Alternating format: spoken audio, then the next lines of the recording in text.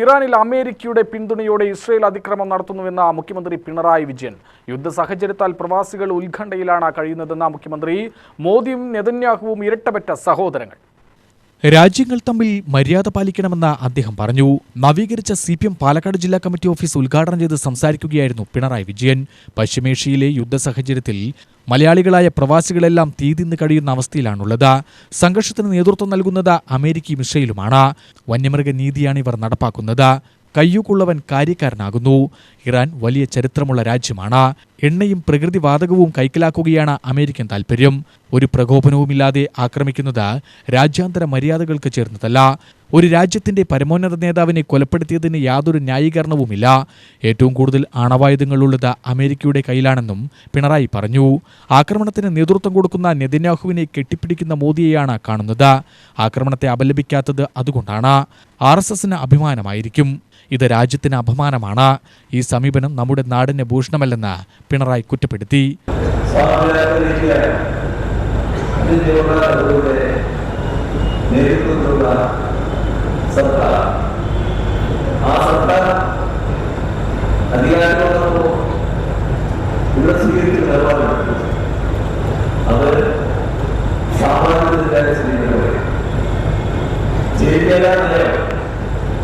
അതിന്റെ സത്ത സാമ്രാജ്യത്തിൽ മൂന്നാം രാഷ്ട്രങ്ങളോടൊപ്പം ലോകത്ത് നടക്കുന്ന എല്ലാ സാമ്രാജ്യത്തിൽ വിരുദ്ധ പ്രക്ഷോഭങ്ങളെയും സമരങ്ങളെയും പിന്താങ്ങുന്ന നിലപാടായിരുന്നു സ്വീകരിച്ചത്. ഇവിടെ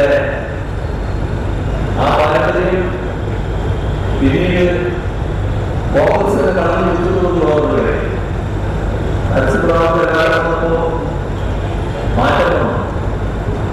ആ മാറ്റം അമേരിക്കയെ അടുത്തതിലേക്ക് ഇസ്രയേലിനെ അംഗീകരിക്കുന്നതിലേക്ക് അത് കഴിഞ്ഞ് BJP പ്രകാരം കുറെ തീവ്രമാണ്. ഇപ്പോ ലോകമാകെ ഇത്തരമൊരു ആക്രമണത്തിൽ വർദ്ധിച്ചു നിൽക്കുമ്പോൾ ആക്രമണത്തിൽ നേതൃത്വം കൊടുക്കുന്ന നെതന്യാഹുവിനെ വെട്ടിപ്പിടിക്കുന്ന നരേന്ദ്രമോദിയാണ് കാണുന്നത്. ഇവർ രണ്ടും ഇരട്ടപ്പറ്റ സഹോദരങ്ങളാണ്. ഇസ്രയേലിനെ ഇന്നത്തെ ഭരണത്തിന് നേതൃത്വം കൊടുക്കുന്നത് ഇവിടുത്തെ RSS രണ്ടും ഇരട്ടപ്പറ്റ സഹോദരങ്ങൾ. അതിന്റെ ഭാഗമായി ഇസ്രയേലിലാണ് അമേരിക്ക നടത്തിയ ആക്രമണത്തെ അപലപിക്കാൻ തയ്യാറുണ്ട്.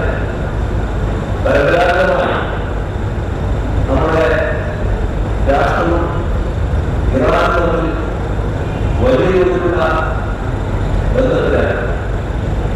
പരസ്പര ബന്ധം, ദൃഢമായ ബന്ധം. ആ ബന്ധമുള്ള രാഷ്ട്രത്തെ ഏകപക്ഷീയമായി ആക്രമിച്ചപ്പോൾ ആക്രമിക്കപ്പെട്ട രാഷ്ട്രത്തിന് വേണ്ടി ഒരക്ഷരം കുടിയാക്കാൻ നമ്മുടെ പ്രധാനമന്ത്രിക്ക് ആവശ്യമില്ല.